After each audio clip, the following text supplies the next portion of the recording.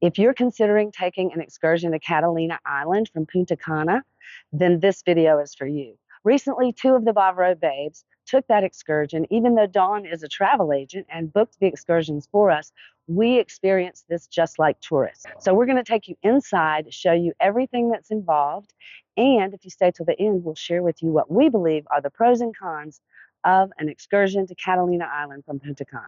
So let's get going. Come with us to Catalina Island today. With the Bavaro Babes, we're going to show you what a true tourist excursion to Catalina looks like and feels like. We're going to have a great time. We're on the bus in front of Castaway. Yep. Waiting on everybody else, of course. We were on time. Oh, really? So this is commonly referred to as the gas station.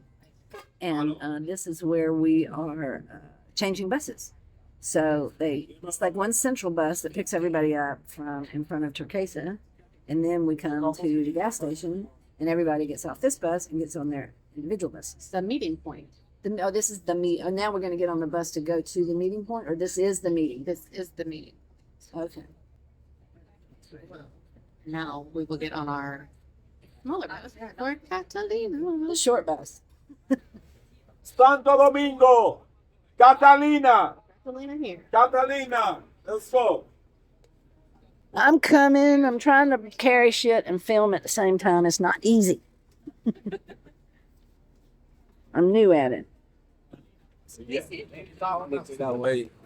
Thank you. Hi. So that was a stumble getting off the bus trying to do that. And now we're on the next much smaller bus, but it was air conditioned and the seats were comfortable. And even though this turned out to be a long day, this was not a bad ride.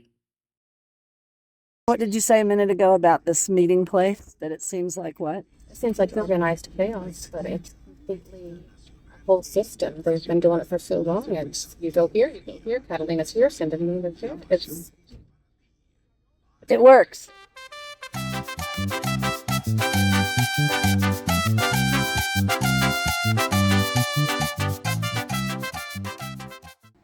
So we've stopped here on the way to Catalina.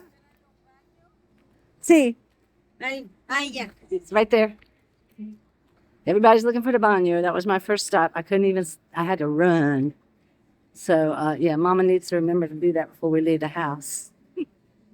So there's a little store here so you can get some food. It's the food park on the way to the boat trip. Oh, they got lots of food. I might have to get a snack.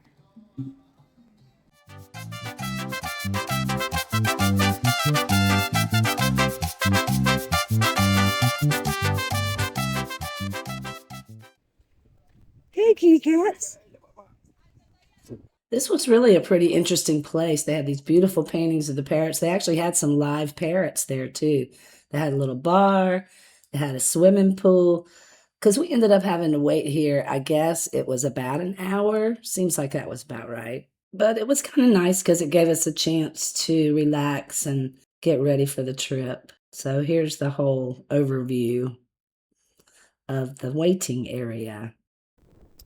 So this is where we will depart from in 30 minutes. They gave us a little complimentary Coca-Cola, bathrooms.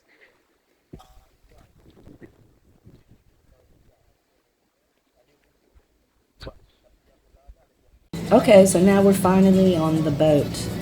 Now, two lessons we've learned so far is you have to be patient. Sometimes you just have to wait. We had to wait on the other buses to arrive so they could get the full boat. The other thing is if you're not very sure-footed, getting from the dock to the boat and from the boat to the little skiff that takes you to the island, that can be a little tricky, so keep that in mind. I didn't have a problem, but I had to be extra super careful. I was enjoying this scenery so much I forgot to check to see how long this trip took.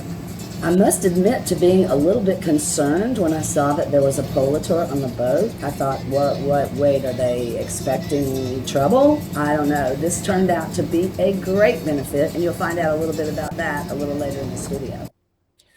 And this is when we arrived at the snorkeling spot. And I was a little bit confused because the guy is throwing the bumpers over the side, and we're like nowhere near anywhere where that would be necessary. But that comes into play later. This water is just absolutely beautiful. But there was this weird looking military type boat that I didn't understand what that was. But this is the snorkeling spot close to Catalina. And we got in the water and did some snorkeling. Now, at first I was like really bummed out because I didn't see anything fancy.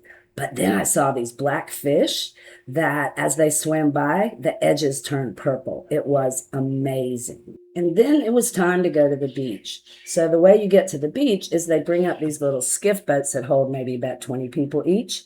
And then they shuttle you over to the beach area, which is very, very nice. You can see here, it's a beautiful beach, beautiful ocean. We really enjoyed sitting on this beach and relaxing for the afternoon.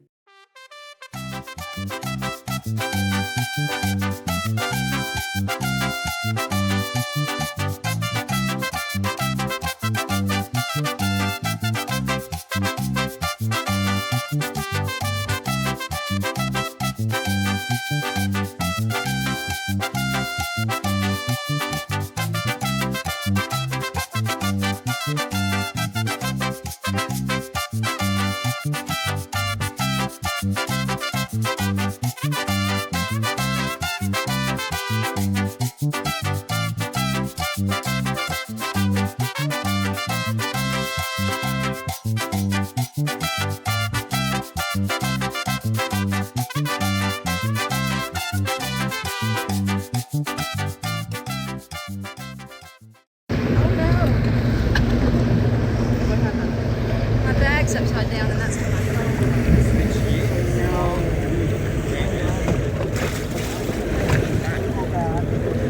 Where's your bag? And this is when I became very grateful that the Polator was on the boat because I wasn't the only one who had left stuff on the beach chairs. And so he grabbed up all that stuff, brought me my phone, my wallet, everything that had been in my bag, as well as he had a crossbody bag on his chest that he had picked up for somebody else. So never, ever question the presence of the Polator. They are there to help us. So here's our final summary of our trip to Catalina Island that included snorkeling and lunch. It is beautiful ocean and scenery like I've never seen before. Very fun snorkeling. You have to kind of try to find the things that are worth seeing, but it was fun snorkeling. It's a beautiful, lovely beach with places to relax, and it's a good value. The cons are is that it's a really long day. You leave early in the morning, you get back about dark. And it can be somewhat difficult for those with mobility issues, and those are the things you need to know. But overall, we had a great time.